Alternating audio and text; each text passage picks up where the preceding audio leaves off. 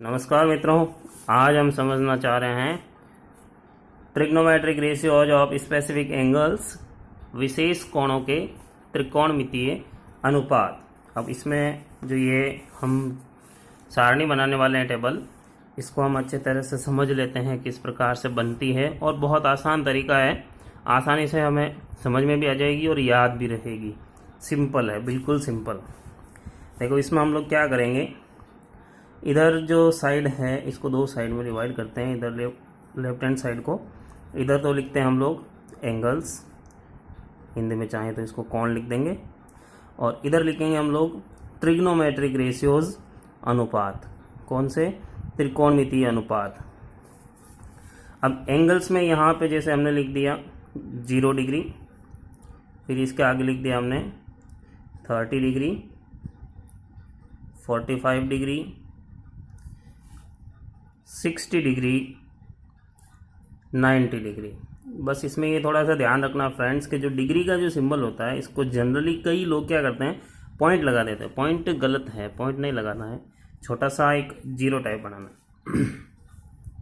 ये जो एंगल्स के जो मेजर हैं, कोणों के जो मापन हैं, वो डिग्री में दिए हुए हैं।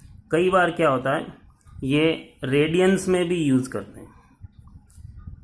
ठीक है, ये इंग्लिश वाला और है, मतलब या 0 रेडियन भी लिख सकते हैं इसको।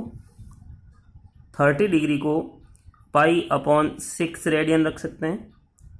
45 डिग्री को π/4, 60 डिग्री को π/3 और 90 डिग्री को π/2।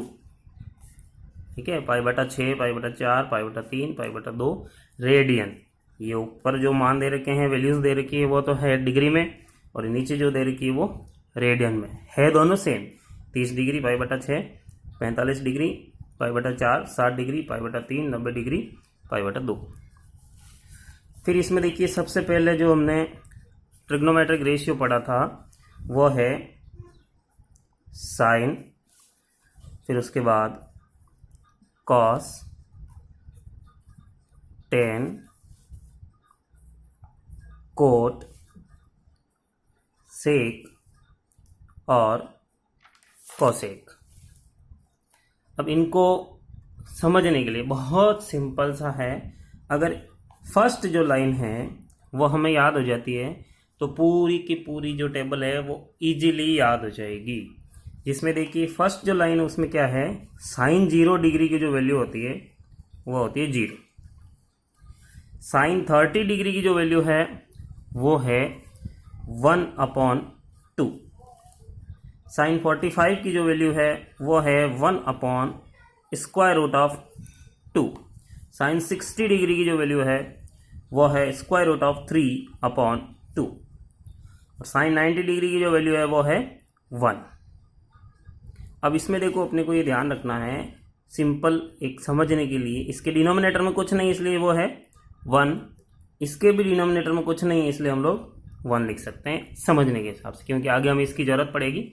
इसलिए अगर ये पहली लाइन हमें पता चल जाती है तो आगे की जो लाइन्स हैं वो इजीली समझ में आ जाएंगी। बहुत सिंपल है। अब अगर हमें कॉस की जो वैल्यूज़ लिखनी है, कॉस लिखने का मतलब ये हुआ साइन की जो वैल्यूज है उसका ऑर्डर अपोजिट कर दो, अपोजिट ऑर्डर में, मतलब 90 वाली 0 पे आ जाएगी। कॉस 0 की वैल्यू 1, कॉस 30 की जो वैल्यू है वो √3/2, कॉस 45 की वैल्यू हो जाएगी 1/√2, कॉस 30 की वैल्यू 1/2 और कॉस 0 की वैल्यू हो जाएगी 0। फिर देखिए इसके बाद में हमने समझा था tan theta equals to sine upon cos. तो हम क्या कर सकते हैं, tan की वैल्यू निकालने के लिए यहाँ पर इनविजिबल डिविजिबल लाइन बना सकते हैं हम लोग। समझने के लिए यहीं पर हम लोग क्या करें, एक डिवीजन वाली लाइन बना लेते हैं। 0 divided by 1 equals to 0, sine upon cos equals to 10, 1/2 √3/2, 2 से 2 कैंसिल हो जाएगा, न्यूमरेटर में बचेगा 1, डिनोमिनेटर में आएगा √3, 1/√3। तो tan 30 की वैल्यू हो जाएगी 1/√3। ये दोनों सेम है न्यूमरेटर और डिनोमिनेटर, तो यहाँ पे आ जाएगा 1। ये स्क्वायर रूट ऑफ 3/2 1/2 2 कैंसिल हो जाएगा। न्यूमरेटर में बचेगा √3 और डिनोमिनेटर में चाहे तो बचेगा 1, बाकी नहीं चाहे तो डिनोमिनेटर में 1 नहीं लिखे तो भी कोई दिक्कत नहीं है। फिर 1/0 यहाँ पे देखिए फ्रेंड्स क्या आएगा, नॉट डिफाइंड।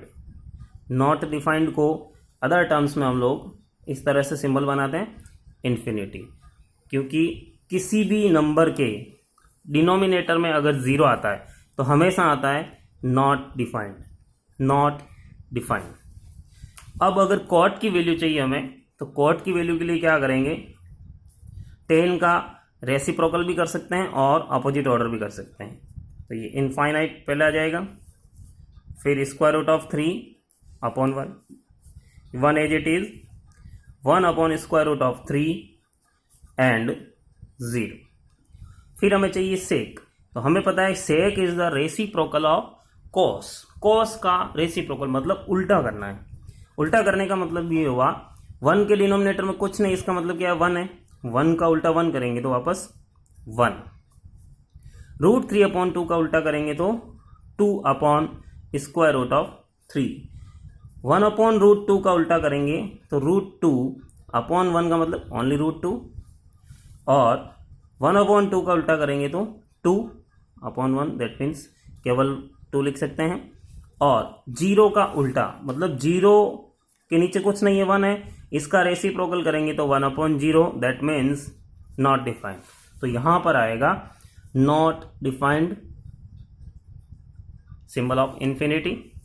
और नेक्स्ट जो कोसेक है वो साइन का रेसिप्रोकल होता है, वो करें तो भी ठीक है, या फिर चाहे तो सेक का अपोजिट ऑर्डर कर सकते हैं।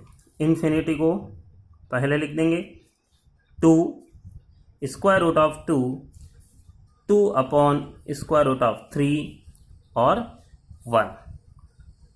बिल्कुल सिंपल है। अगर ये फर्स्ट लाइन याद हो जाती है तो ये पूरी टेबल आसानी से याद हो सकती है बिना किसी प्रॉब्लम के। बहुत सिंपल सी प्रॉब्लम सॉल्व हो सकती है, बहुत सिंपल। अब जैसे अगर ये याद नहीं रहे, बाय द वे भूल जाते हैं पहली लाइन, तो भी कोई दिक्कत नहीं है। हम क्या कर सकते हैं, 1 2 3 4 0 से लेके 4 तक इस तरह से डिजिट लिखेंगे। फिर जहां तक हमने डिजिट लिखी हैं उसका ही सब में डिवाइड कर देंगे।